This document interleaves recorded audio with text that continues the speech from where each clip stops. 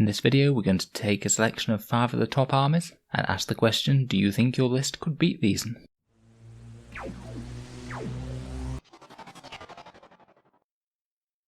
Hello and welcome back to Auspex Tactics, the strategy focused 40k channel where we're all about getting the most out of our miniatures on the tabletop. Today we're back for a video that was voted for by the Auspex Tactics Patreon page, where occasionally there are polls for what sort of videos come next on the channel, and today's subject are going to be 5 of the top lists in the meta at the moment, at least in my opinion, and some of the scariest things that you could be seeing on the other side of the table. In this video we're going to have a quick talk about each of them, why they're scary, what sort of threats that they'll be bringing to you, so hopefully you could gauge some idea as to whether or not your best list could handle this. I've tried to think each one through fairly well, though there may be room for some slight tweaks and optimization depending on your playstyle or the finer points of relics and warlord traits. The main thing I'm trying to illustrate here is the broad concept of each list and why it's dangerous. Hopefully it might help if you do find yourself squaring off against one of these in the future sometime. So without further ado, let's get into it and take a look.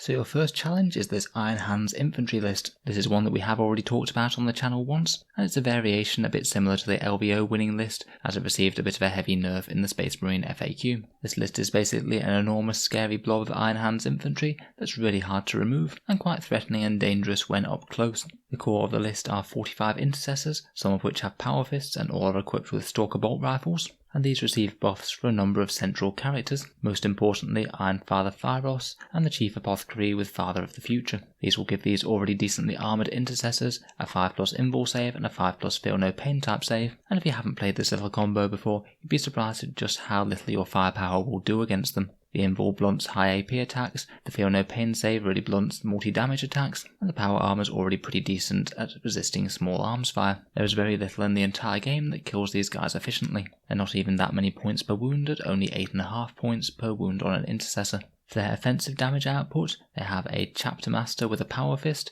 who can get them rerolling all missed hits even when they're moving and shooting with Stalker bolt rifles, which means they'll keep up very accurate even while on the move, a Lieutenant for rerolling all those ones, and a Chaplain who's been upgraded to the Master of Sanctity to give them 2 litanies, lightly +1 to hit and +1 to wound each turn. In addition, to provide a little bit more threat to the list, we have 3 units of aggressors in here as well, 2 units of 5 and 1 unit of 4. These guys are pretty much just as durable as the intercessors due to being toughness 5 and having all of those same buffs. Provides some absolutely murderous close range anti-infantry fire support, and if the enemy gets too close then they can bury them in a whole load of power fist attacks hopefully. Finally, we have a couple of units of eliminators with bolt sniper rifles, who are just very undercosted in Space Marines in general, and again can make use of all of the same buffs if they can fit within those auras. If not, they could be quite happily securing objectives at the back while the main blob advances. And as a last little aside, we have an Iron Hands Mortis Dreadnought with 2 twin las cannons that will be made a character via the March of the Ancients stratagem. This means that you can be safely plinking away with 4 las cannons each turn with no fear as to the Dreadnought being targeted, so it means that the list has a little bit more ranged anti-tank threat.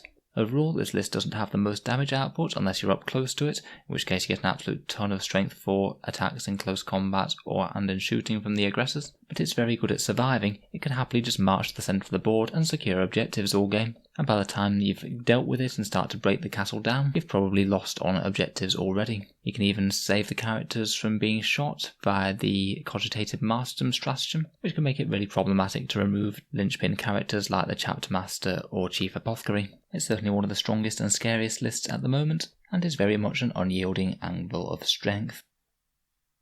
The next challenge you have is an Orc mech gun spam list. This one's combining 3 different clans to make the most out of the various elements of the Orc army, though arguably the core of the list is a Grot Mobs detachment that has 18 Smasher guns in. These things cost 600 points in total, so they're pretty cheap, and they're point for point some of the most efficient anti-armour and anti-heavy infantry fire in the entire game of 40k. They're also extremely obnoxious to remove, with each 33-point model having 6 wounds at toughness 6. And in the Grot Mobs they also have a 6+ invul save as well, keeping them even safer from high AP weapons. Grot Mobs also gives them reroll 1s to hit, making their firepower even better in combination with Daka Daka Daka, and these guys alone can do a decent job of beating apart a lot of enemy firebases. To supplement that already good amount of firepower, we have a battalion of Death Skulls, which has 3 big mechs with shock attack guns in it. These guys are also great in terms of the amount of shooting that they can put out, particularly with all of those amazing Death Skull rerolls, which literally couldn't be better for the shock attack guns. Our Warlord is also in this detachment. He's got Big Killer Boss for +1 to wound against vehicles, and he has the souped up Shocker, the shock attack gun that fires double the amount of shots as standard. He can make use of the custom ammo stratagem, which means he can fire this murder machine twice as well, and can even reroll wounds against vehicles if you activate the Death Skull stratagem. To fill out both the Death Skull and Grotmos battalion, we have 6 units of Gretchen for scoring objectives, screening from the enemy, and generally getting in the way. This list really isn't short on command points at all, with a whopping 18 command points to be spent on the very good Orc strats. Finally, we have our melee threat component of the list, which is a battalion of Evil Sons. We've got a bike warboss here with a Killer Claw, which is a really scary melee threat just on its own, and we're souping it up further by giving him the biggest boss, which nets him an invul save, an extra wound, and an extra attack. There's a very cheap big mech with a custom force field here that will give everyone a 5+ invul save within 9 inches of him. And for the core of the melee and shooting threat, we've got 3 units of 30 boys with shooters, whose main aim will be to clear enemy light infantry, which the anti-tank firepower from the rest of the list might struggle with. Depending on the foe, they can either start on the board or maybe just teleport in for 2 CP a pop, where their Evil Sons bonus to charging should get them in most of the time. If they do start on the board, then we've got a unit of 23 Evil Sons Gretchen to fill out the list, and they can start just in front and activate Grot Shields to protect whichever unit is just behind them. Finally, to support those, we have 2 weird boys who fill out the Grot Mob's HQ choices, and they can still cast their powers on the Evil Sons. They'll be looking to jump the boys around, maybe power them up with Warpath, and maybe give Fists of Gork to the Bite Warboss. Overall, this list has an absolutely horrendous amount of anti-armor and anti-heavy firepower, a decent amount of anti-infantry in the boys, and at least some close combat threats in the boys and the Warboss. It also puts almost 200 models on the table as well, which can be a challenge to deal with for any army at the best of times. The next challenge for your list is a disturbing Alpha Legion Possessed Bomb, making use of all of the fiendish powers of Chaos to create an enormous murder unit of Possessed that can be delivered safely into close combat, are very hard to kill, and will basically break anything that they touch. The core of the army is of course this unit of 20 Possessed in the Alpha Legion detachment, and they've been given the Mark of Nurgle to allow some additional buffs for them. They'll be making use of the Conceal Alpha Legion stratagem, which is one that you can activate to stop the unit from being shot unless it's closest. This means in most circumstances, your opponent won't even be able to target them. In terms of supporting buffs for them, we can also use this stratagem to get them 9 inches closer to the enemy by the Alpha Legion moving them up as forward operatives. They're in a Demonkin Ritualist detachment, which allows them to get +1 strength and +1 attack with a stratagem when they're next to the Master of Possession, who can also buff them with Cursed Earth for an additional +1 to the invul save, and Infernal Power to give them rerolls. We also have a Demon Prince along, who can use Warp Time on them, allowing them to double move up the board, which means it's very possible with the Alpha Legion to get a first turn charge off. There's a Chaos Demons detachment as well, which brings 2 Poxbringers to the mix. They're the Nurgle Heralds that can give Miasma of Pestilence for a -1 to hit, which they can either cast on the Lord Discordant or on the unit of Possessed, depending on what matters more, and Virulent Blessing, which is a +1 to wound and mortal wound effect that will make the combat powers of the Possessed just get even better.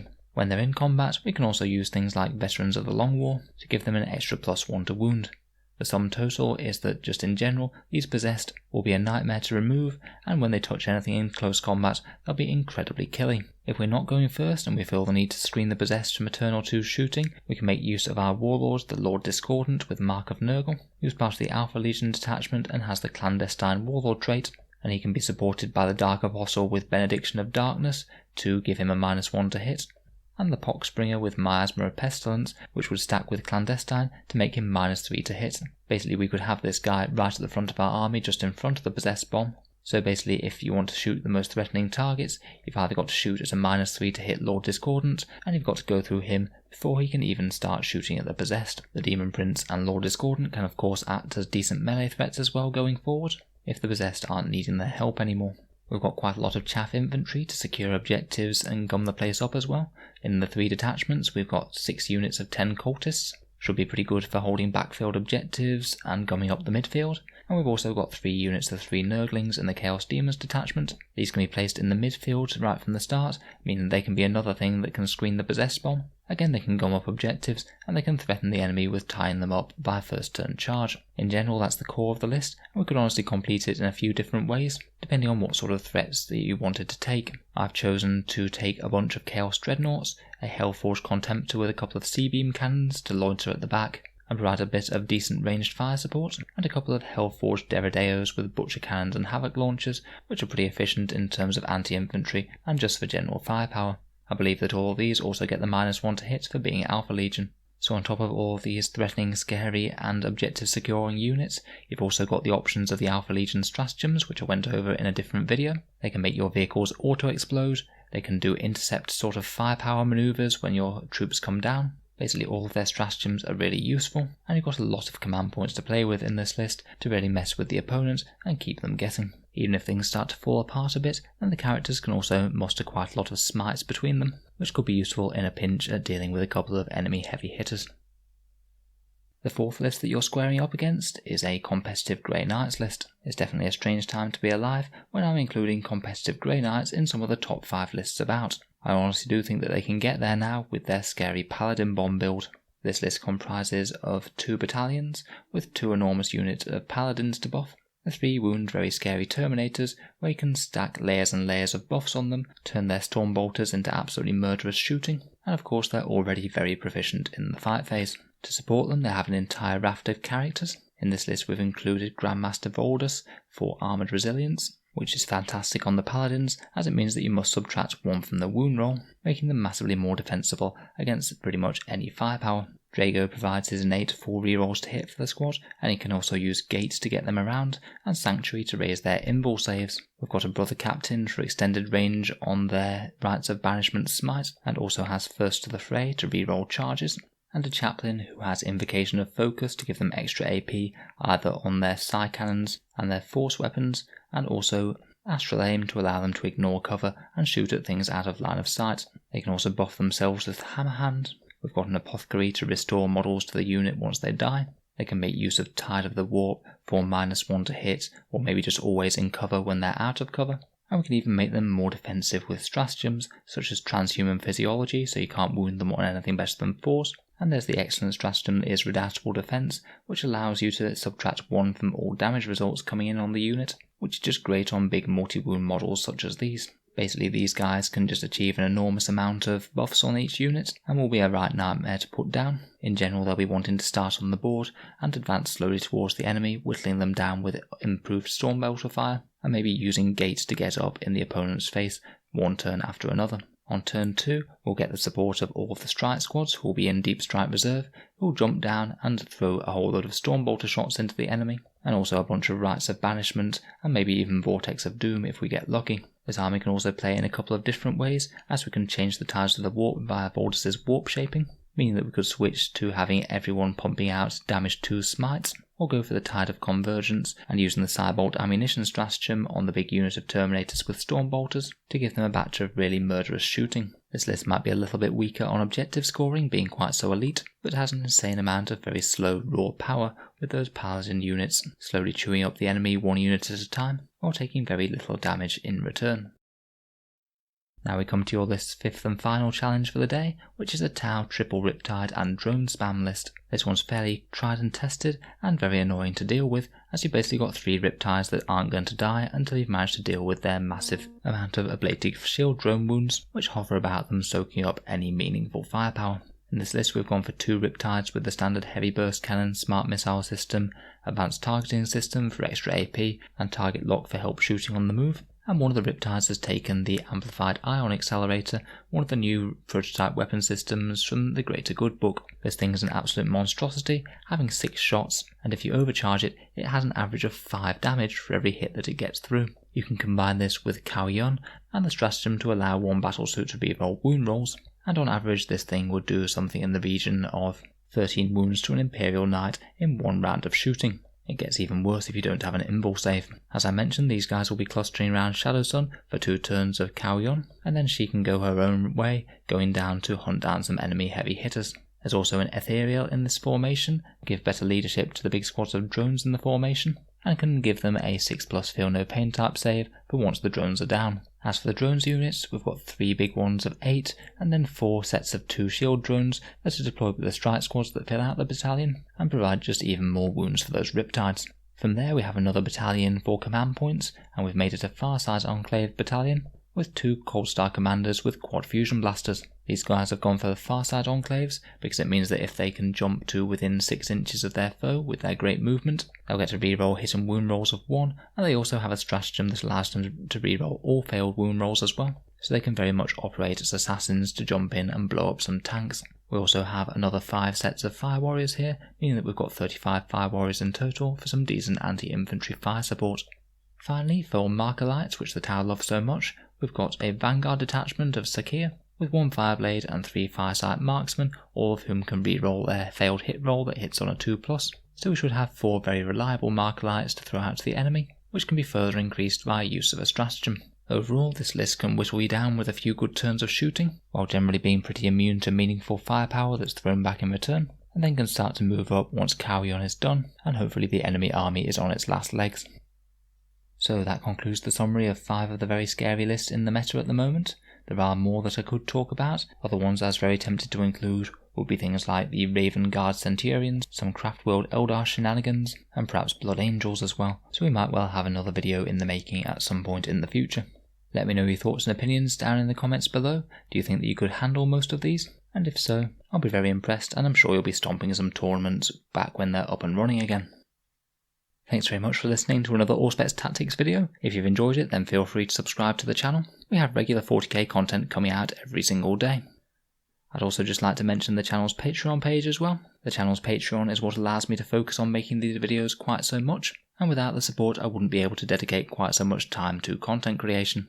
If you've been enjoying the videos quite a lot, then any support is greatly appreciated, as it is what keeps these videos coming. There's a few other benefits for being a member of the channel's Patreon, such as seeing videos early, voting on what comes next, and access to some unique chats in the Auspex Tactics Discord channel.